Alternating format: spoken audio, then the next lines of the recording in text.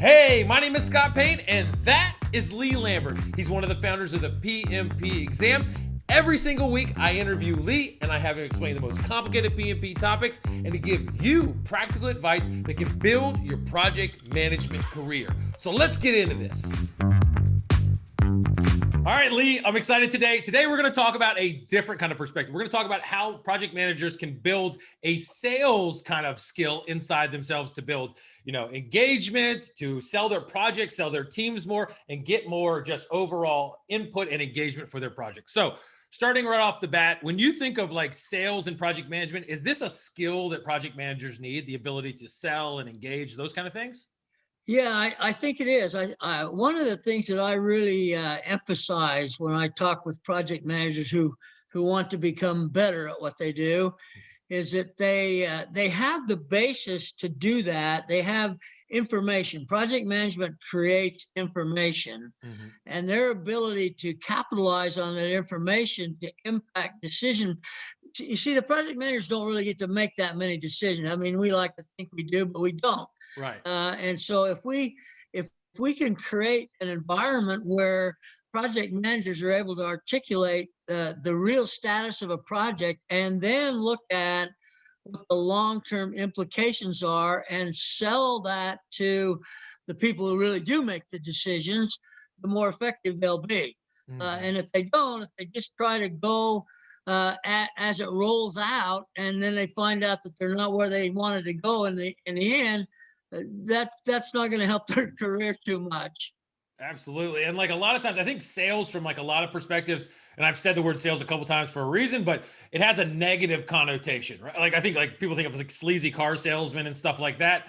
When you hear the word sales in like a project management perspective, do you have a negative connotation to it, or do you think of it can be used for good? Yeah, I think that I think that negative impression still stands. Right. I'm actually kind of a relevant case. I'm doing some, I'll call it marketing, promoting of a chief project officers mastermind group. And I've made about 100 calls over the last 3-4 weeks. Jesus. And the more I call, the more I go, well, damn, if I was on the other end, I'd hang up because it sounds like a sales pitch to me.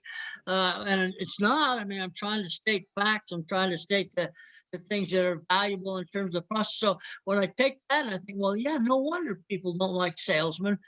You've got to have a shtick. You got to have something that people believe in. I mean, here's the way to do it. I would put all of my project managers through Kirby vacuum sales as a training piece. If you can sell a Kirby vacuum, you can sell damn near anything. Yeah. And you got to learn how to do that. Well, that's exactly what project managers do.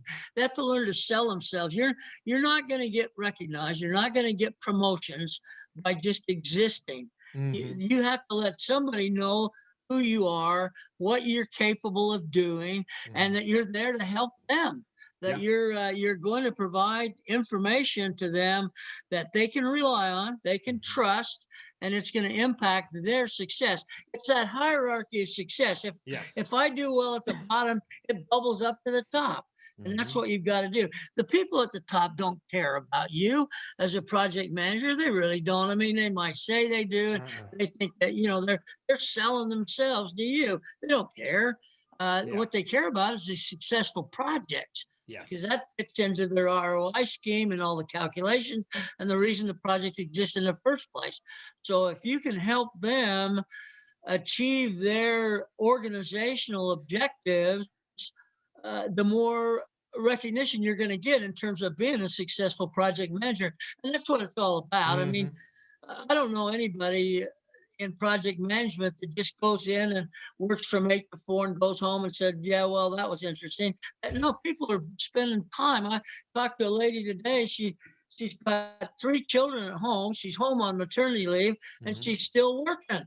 Wow. Because that's what project managers do. Yeah. And to do it better, it doesn't mean you'll do less. You'll just do more, but it'll become easier to do. And so with the information systems we have available right now, I could sell ice to Eskimos. That's what you want to be able to do by using the knowledge that you have. And we're not doing that. I insist, as if I had that right. I insist that the project people go to Toastmasters. I want somebody that can stand up in front of a senior level group of people and communicate effectively and not look like a babbling idiot up there. And so you got to realize that just having the information, that's only half the battle. Yes. Can you present it in a way that you get your points across? I love it. And a lot of times I know that you're saying like being able to communicate effectively is like at the utmost importance. And so you mentioned a couple things. You said like, what is of value to the audience, to the executives, to the sponsors and those things? Because you said they don't care. They don't care about you in a sense. They care about the results that they're trying to drive for everybody. So as we think about conveying those messages, would your recommendation be to like load the value to the front of the conversation so that they say like, oh, they're being hooked in a sense to say, okay, this is what you can deliver for me and for, my organization. Is that how you'd frame it instead of just talking about me? Yeah, there's a couple of ways you can do that. The front end load is a decent way, and it gets. I mean, it kind of stalls any bad news that you might have till later.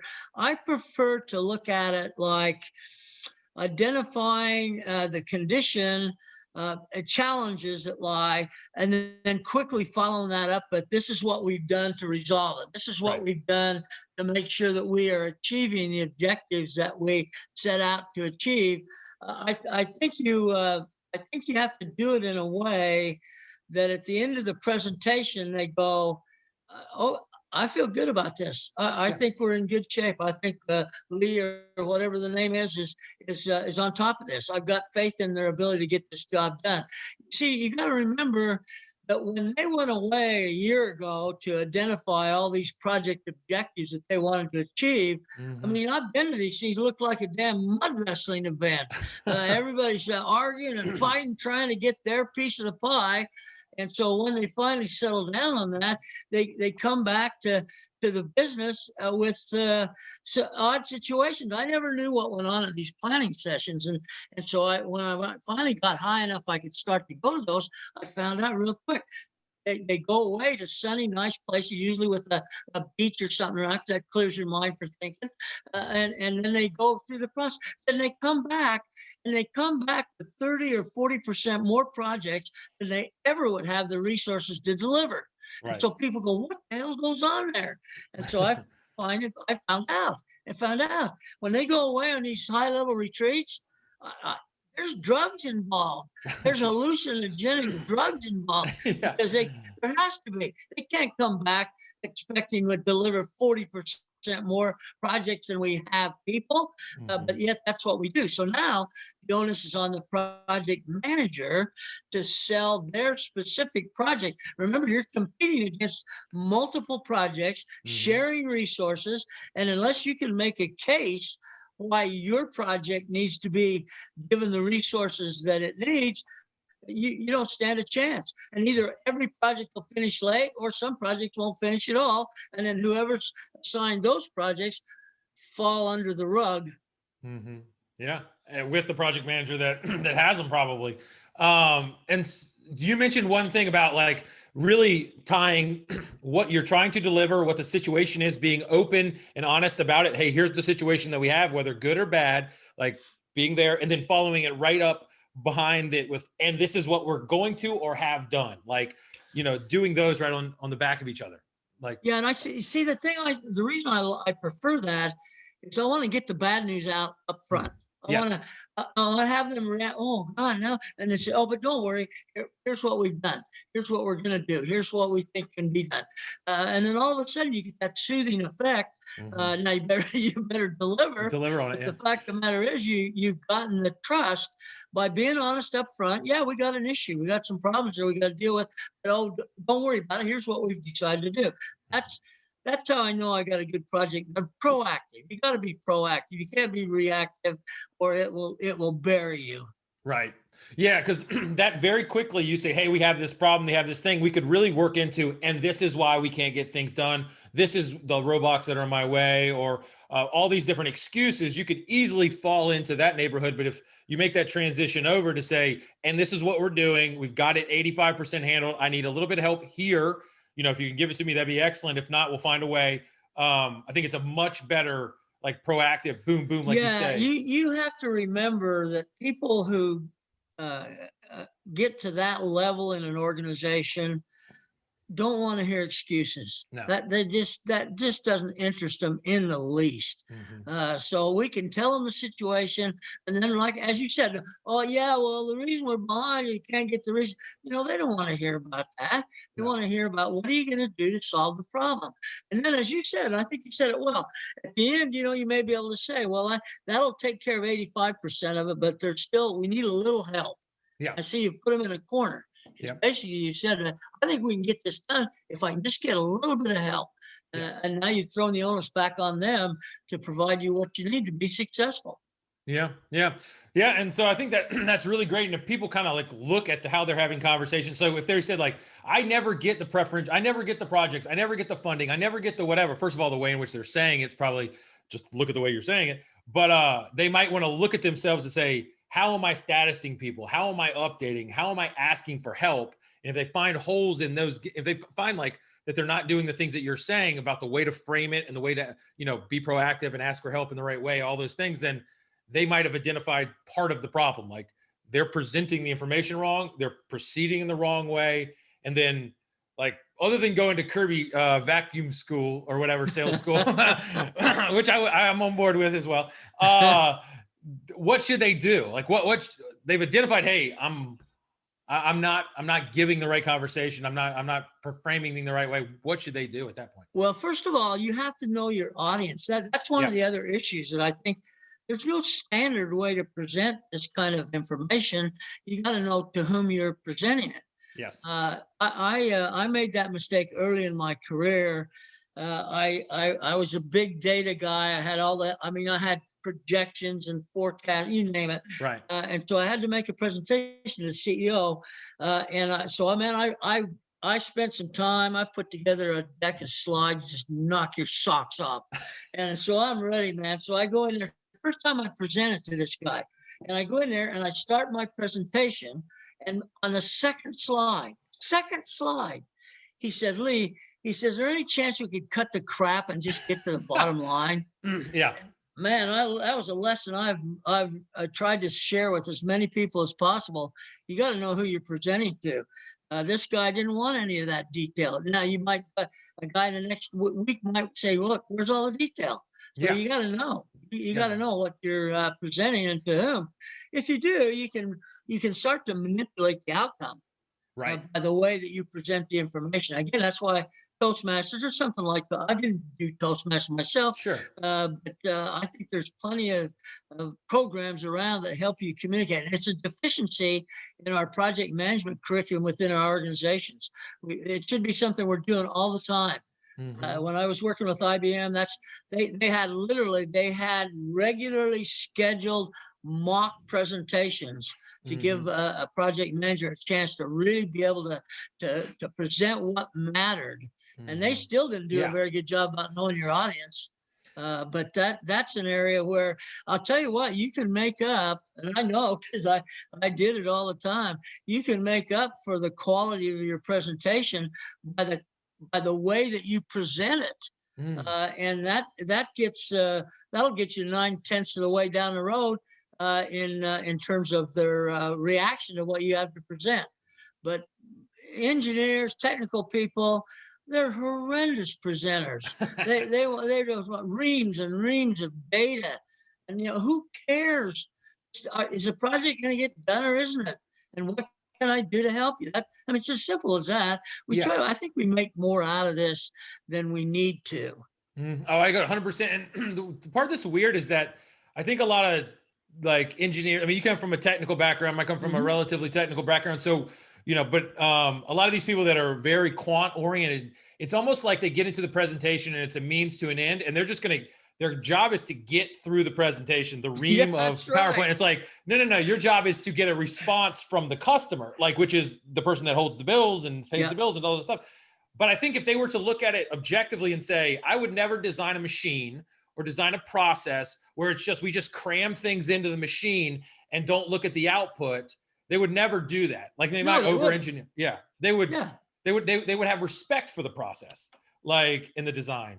But they don't do that. And maybe it's from just not being used to it, but they need to look at communication the same way, where it's like, what's the process? That's great. I see this happens in the military all the time. I had a chance to go to the Defense System Management College at Fort Belvoir when I was young, which was a long time ago. And they had a course there about presentations, but now this was military, okay?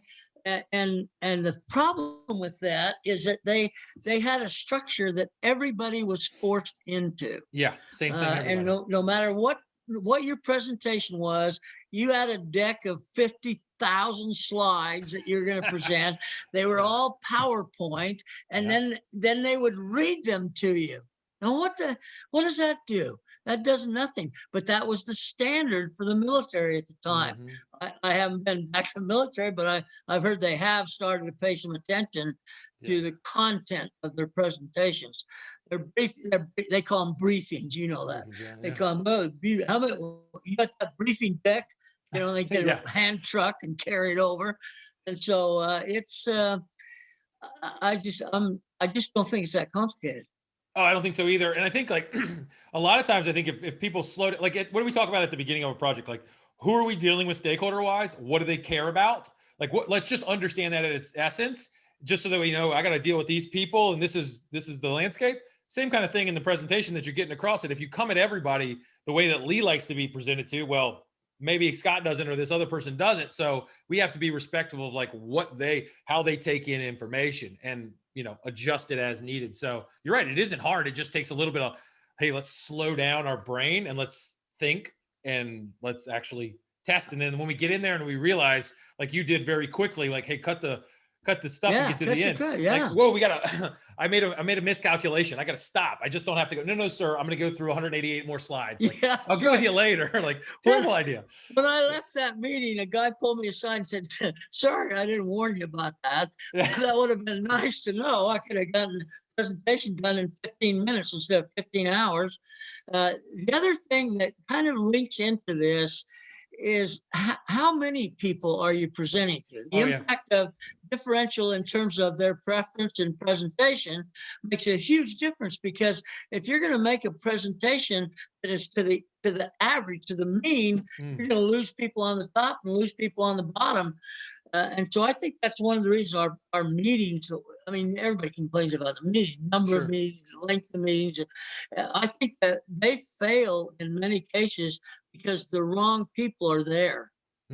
Too many and the wrong people are there. So if I'm, if you're selling a car, you don't want the whole damn family there. You want, as it turns out, you want the wife there. The decision maker. They make all the decisions. So why would you spend time? I mean, I've had people tell me in meetings, and because I'm not even close to perfect on this. I've had people say, and why do I want to know this? I mean, that's pretty. That kind of says it all right there. But why are you wasting my time with information that doesn't mean anything to me? So it's about knowing what their motivation is, and then being sure that's the message you deliver. So I'm a big believer in small audiences focused in terms of what the program is going to be reported on. The bigger the audience, the more it just becomes an information dissemination. It doesn't become a real decision-making meeting to problem solve. And so I try to keep the number of people and the right people down. That's a good point. And realizing that, like with the car example, if the wife wasn't there, then why am I going to spend 30 minutes, an hour pitching to the husband when he's just going to go? I mean, he may not tell you that he can't make the decision, No Yeah. man in his right mind would tell you. But when you Right. talk to them for an hour and they say, well, I have to get back to you, well, interpret that. It means I got to go talk to my wife. And so, so you've wasted a lot of time.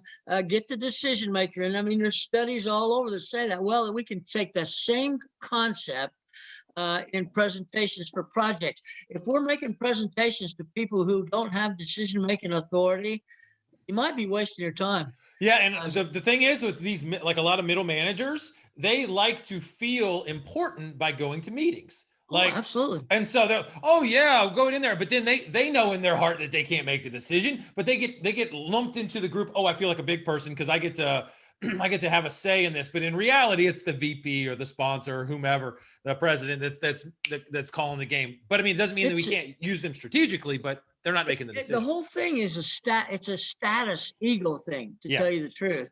Yeah. We invite people to meetings because it makes them feel good. They Yeah. have no relevant importance in the meeting.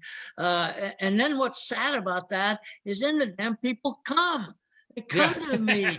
And so you gotta deal with it. And then the last piece of that is because they're there, they have this sudden urge that they should probably participate. And Yes. the next thing Yes. you know, you're off track, you're going down a rabbit hole, and nothing gets done.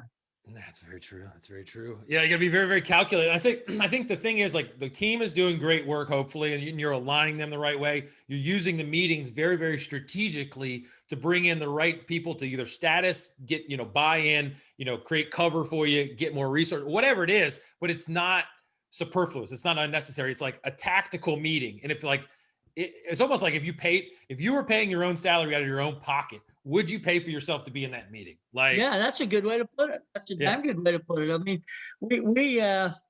we just need to focus our attention on what's our end objective. What is it we want to desire from this presentation? Ask yourself why am I making this presentation and to whom? And Yes. once you nail that down, the rest is just preparation. Yeah, it's just preparation. And you're thinking about, well, what does Lee like to hear? What does he care? What is the decision that I want to get an answer? He's going to buy a car or he's not going to buy a car. I want to know that. And so who needs to be in the room? How do I hook them? How do I lead into the basic story and then tell him what the solution is so that I don't waste his time in the way he likes to hear it? And then let's get on it. Let's see what happens. And so And the other beauty of doing this well Mhm. is it actually has a ripple effect to the project team members. Okay. As they suddenly see decisions are being made in a positive way that impact the work that they do. And so pretty soon it has a sort of a unrecognized benefit to the performance of the team when Mm. they know that, hey, when Lee goes to a meeting, things happen. Well, Yeah. they happen because you go there prepared. It's not because of you personally. It's because you took to the meeting what you needed to get a decision. Yeah, that makes sense. And then odds are, I mean, they respect that. They know that you're driving, they push a little harder, and then they'll probably start to model your actions, I would imagine, right? They're starting to like, hey, when I get into a meeting, I'm going to be like Lee. I'm going to communicate with effect. I'm going to be very precise in how I do it, and they'll start honing that, that skill. Sure, and because when you're a project manager, whether you want to take on the role or not, you're a mentor. Yes. To those people that work with you. And not only do you get that benefit, the other benefit I have gotten many times is when they recognize that you're effective in dealing with senior level management. Mm-hmm. When it comes time that you need a little extra effort from them, they don't hesitate at all. They don't, no way. I mean, whatever you need, Leo, I'm here for you. That's the kind of environment I want to build up. That's why I always believe that good project managers, effective, good's not the right term, effective project managers make the impossible possible. I truly believe that. I like that a lot. And then it kind of goes back to what the initial thing was. You're going to state the case right at the beginning. Here's the situation, rain or sunny or shiny, or sunny or like bad, whatever. I can't get the words out. But then you're not going to be, woe is me. You're saying, here's what it is. And this is what we're going to do. And so you're modeling, and the executive is going to say, hey, I can trust this guy. He's going to shoot it to me straight. Yep. He's going to bring a solution. He's going to make the impossible possible the best he can. I'm not going to stand in his way. And then boom, I think if you get to the right people, not the political game or whatever, they're going to see that in you and go like, hey, that's my kind of guy or girl. Like, come on up. Like Yeah. you get the opportunity.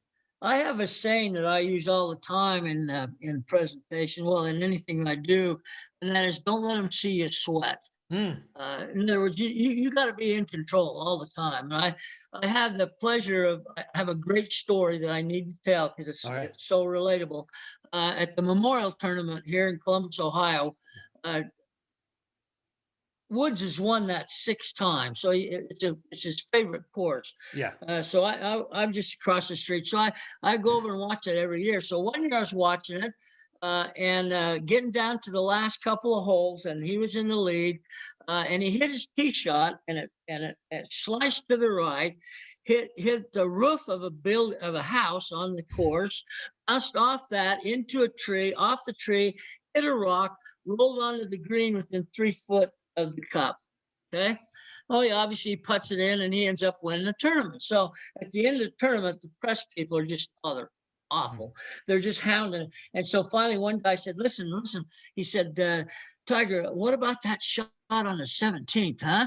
And Tiger goes, yeah. He said, that's pretty much the way I planned it. Don't let them see you sweat. Whenever you do, they become uneasy. They become, well, can I really trust this guy? Look, he's sweating like a, you Yeah. got to be confident. You got to know, hey, I'm on this. I can do it, and project that image, because that really builds trust.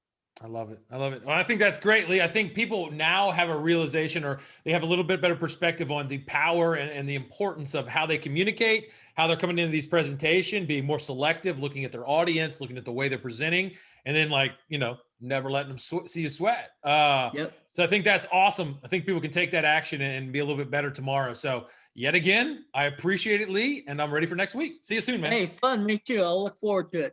See you soon. Take Bye. care, Scott. Anytime. Thanks.